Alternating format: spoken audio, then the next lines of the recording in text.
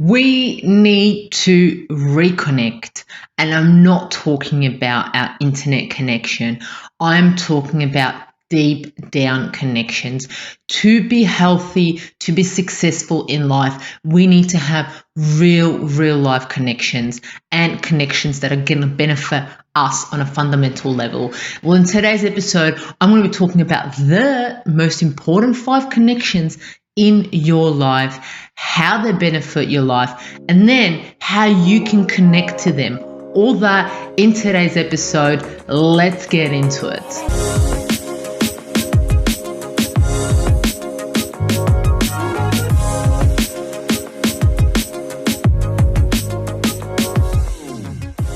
It's Mondays with Mihaela. That's right, me. Thank you so much for tuning in. I love, and appreciate your support.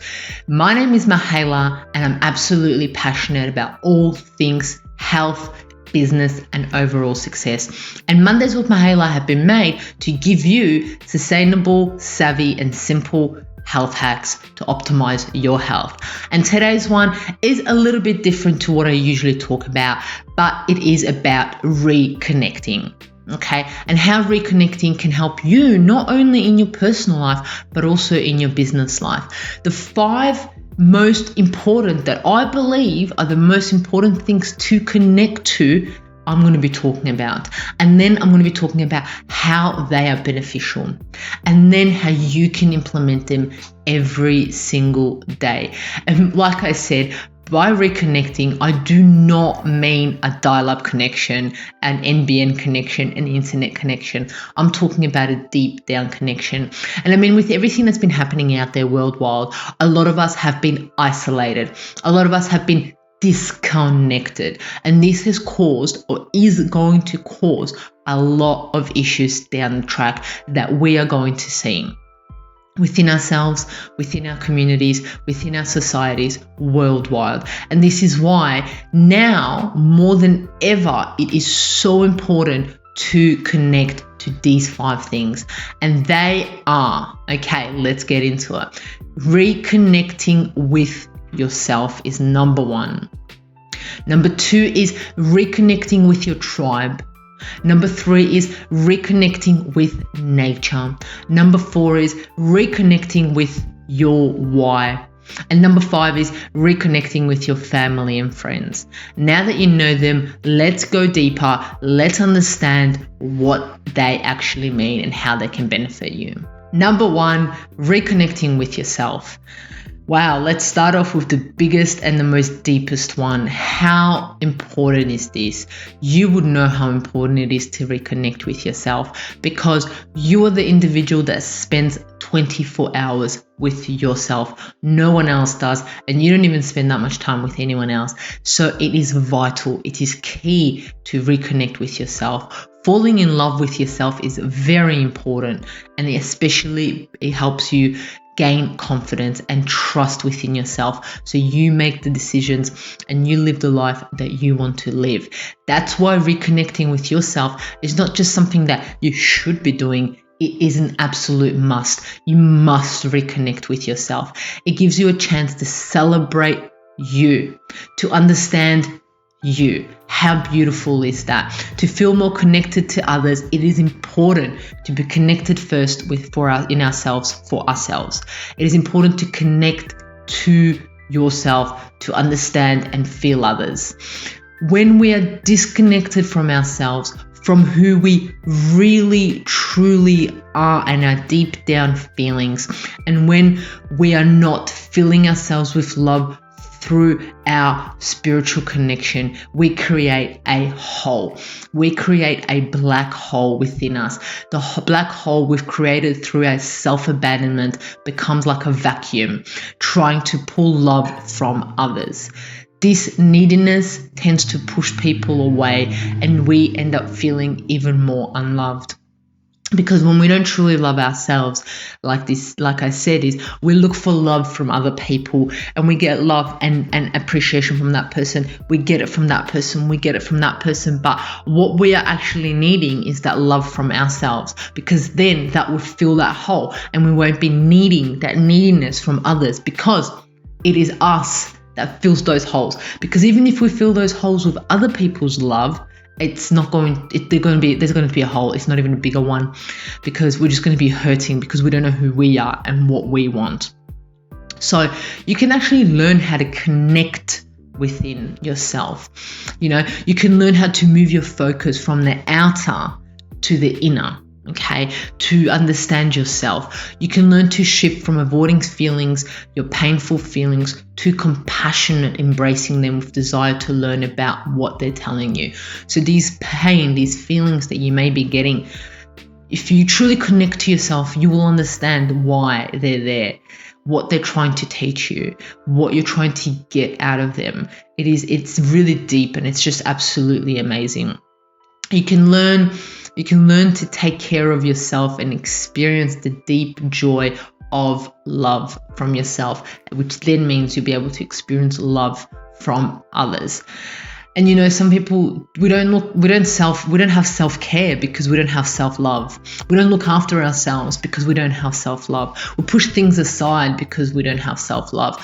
So what this number one is, and how I wanted to start is that self-love is key for any type of success, if that is personal success, if that is business success. Because if we know who we are, and if we reconnect with ourselves, we are able to truly know who we are, to know what we want, and reconnect on a deep level. Number 2 is reconnect with your why. Okay, what does that mean? Well, like Simon Sinek, he has a book written, it all starts with why. He talks about why are we on this earth? Why are we doing what we're doing? And for us to achieve anything in our life, we need to know the bottom line of why. And this talks a lot about business. So it's kind of like, if you do have a business, or if you want to achieve something, why are you starting it? Know your why. What drives you? Okay, because what drives Bob, Bill, Jane may not be something that drives you. You have a separate driver. Your experiences through life, your feelings through life, your individuals through life that you've come in contact with have all shaped who you are now and why you are here. It's kind of like, why are you on this earth? What are you here to achieve? Why are you here to achieve it? Your why is the daily conviction that drives you to make the world a better place. It is the feeling that puts things into perspective when everything you believe is challenged. So you want to do something and you're being challenged left, right, and center. But if you truly know why you are doing what you're doing, those challenges don't matter. You'll just push them aside. Boom, boom, boom, gone. Your why is the personal mission and vision that motivates you to overcome any obstacles that keep you away from your life's purpose. I know it's pretty deep, right? And you might overlook it and skip this video, skip it all together, but that's because you got some fear inside of you. You're a bit scared to understand what your why is, because once you know your why, your world changes. Once you know why you're doing what you're doing, everything changes. I know my why, and this is why I'm providing you these videos, because I understand what my why is. I record these videos no matter what. Every single Monday, this is given to you because I know my why. It drives me to get out of bed. It drives me to sit here in front of a camera and talk. That's because my why drives me. It motivates me because I know my mission and my vision for me being on this earth. So the question is are you reconnecting with your why? What is your why? What connects you to your why? And I always want to talk about it. I go, let's say, for example, I don't know, gardener. Okay, let's talk about a gardener. The gardener wants to be a gardener, and that's what he or she believes is their mission. And I just go, why? And they say something, and I go, why? And why? Why?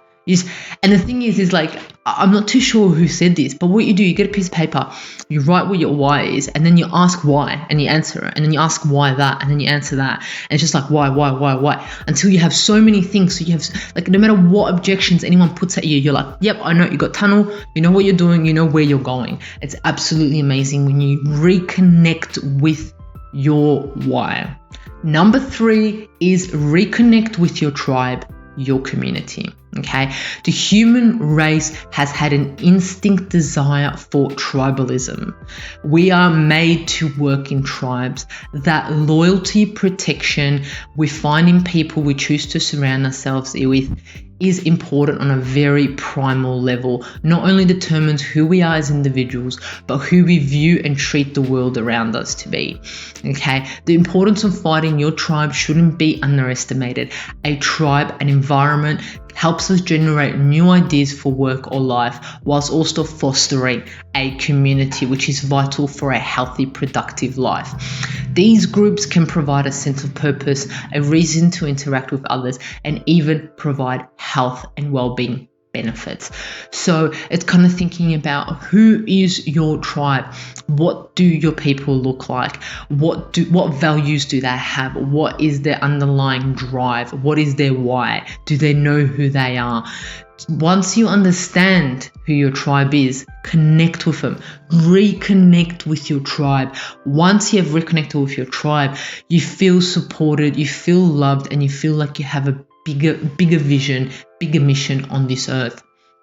Some things could be such as sporting clubs, study groups, musicians putting like a group together, cultures, religious groups, scientists, anything like that. The list goes on. However, be careful who you choose to be part of your tribe, and ask yourself the question, us as a tribe, are we doing the best that we can for the world? Are we putting in a benefit? What is our benefit? What positive impact are we making on this earth?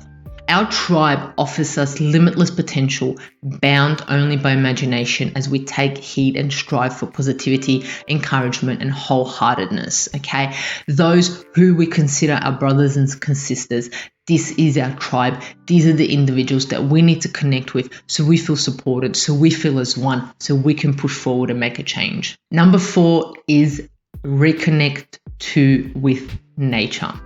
Nature is my mother. Nature is your mother. Nature is everyone's mother. It is there to protect us. It is there to serve us. It is there to make our life just absolutely amazing. Once we connect with nature, that is when we know what life is and what life can be and what life should be. Because when we see the beauty, the magic that occurs in nature, it's out of the world. It's out of this imagination. It is something that just brings me total joy, total happiness, and when we do go into nature, when we connect with nature, that is when we become one, and that is when we are able to reap the benefits, the health benefits, all the benefits that we can from nature. So as of 2009, 93% of teens and 77% of adults have been online, according to this Internet Project reports. Kids aged 8 to 18 spend an average of 8 hours a day, 7 days a week, put into computers and TVs, video games, and their cell phones. So what's happened is they found that more very young children can play a computer game and open a web browser than swim or ride a bike. So they're more likely to be on the internet than riding their bike outside in nature. There has been a steady decline in visits to national parks, to hiking, camping, fishing, and so forth, being outside in nature. Today, scientists say that many adults and children have a nature deficit disorder.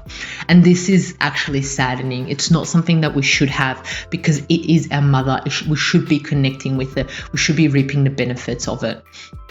So the consequences of connecting to nature is that of learning and development benefits for children. Recent research has pointed to benefits of interactions with natural environments for happiness and general well-being and mental and physical health.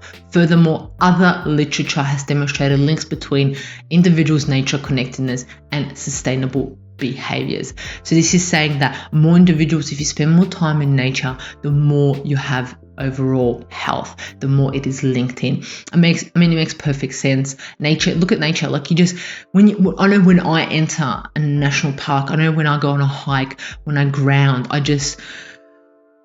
it's just this feeling of, you can't even explain it. It's just absolutely beautiful. And this is what we should strive for. We should strive to connect to nature because it is there to serve us. We shouldn't destroy it. We should look after it and reconnect to it. And the final one is reconnect with family and friends.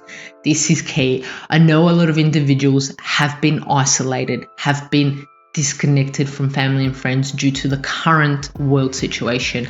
But there are so many ways that you can reconnect with family and friends, that you can reap the benefits of these social interactions. And I know that they were saying that they don't want to call it social distancing. They're going to call it physical distancing due to the nature of what social distancing and social disconnect does for mental health, physical health, and so forth. So this is where we need to be connected with family and friends no matter what happens.